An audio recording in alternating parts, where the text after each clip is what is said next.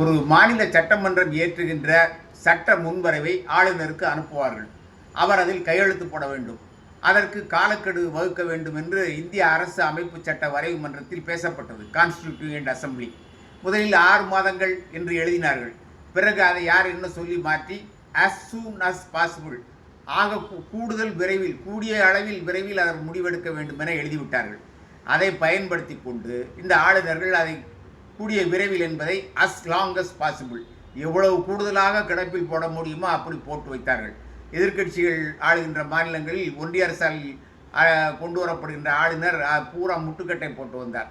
இந்த தமிழ்நாடு ஆட்டுத்தாடி 10 சட்ட முன்வரைவுகளை 2.5 ஆண்டுகளாக கிடப்பில் போட்டு விட்டார். தமிழ்நாடு அரசு உச்ச நீதிமன்றத்தில் வழக்கு தொடுத்தது. இது தவறு, நீ உனக்கு சட்டம் அவர் போட்டது மட்டுமில்லாமல் நான் கையெழுத்து போடவில்லை என்றால் அந்த சட்ட முன்வரைவு டெட், அது இறந்து விட்டது என்று கொக்கரித்தார் இந்த ஆட்டுத்தாடி. அதற்கு உச்ச நீதிமன்றம் சரியான சவுக்கடியை சூடு கொடுத்து விட்டது. உனக்கு எந்த அதிகாரமும் கிடையாது. மக்களால் தேர்ந்தெடுக்கப்பட்ட அரசு தான் சட்டங்களை ஏற்றும். அதில் கையெழுத்து போட வேண்டியது உன் வேலை. அதற்கு உனக்கு 30 நாட்கள் கெடு என்று சொன்னதோடு குடியரசுத் தலைவருக்கு 3 மாத கெடு வகுத்து விட்டது. இதான் மிகப்பெரிய வேடிக்கை.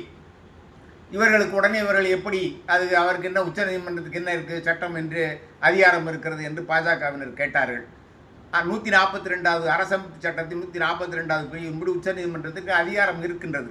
அதை தெரிந்து கொண்டு ஒன்றிய அரசு இந்த சட்ட தீர்ப்பை எதிர்த்து மேல்முறையீடு செய்யவே இல்லை. அதற்கான காலக்கெடு முடிந்து விட்டது என்பதை நான் ஏற்கனவே போன வாரம் கூறியிருந்தேன்.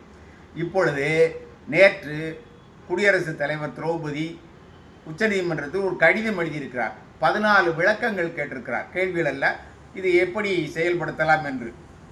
இது வழக்கு மேல்முறையீடு ஆகாது. இதற்கு உச்சநீதிமன்றம் என்ன அடிப்படையில் இந்த தீர்ப்பு கொடுத்தோம் என்று விளக்கம் எழுதப் போகிறது. எனவே அது சட்டம் ஆகிவிட்டது. அதை அவர்கள் திருத்த முடியாது இனிமேல்.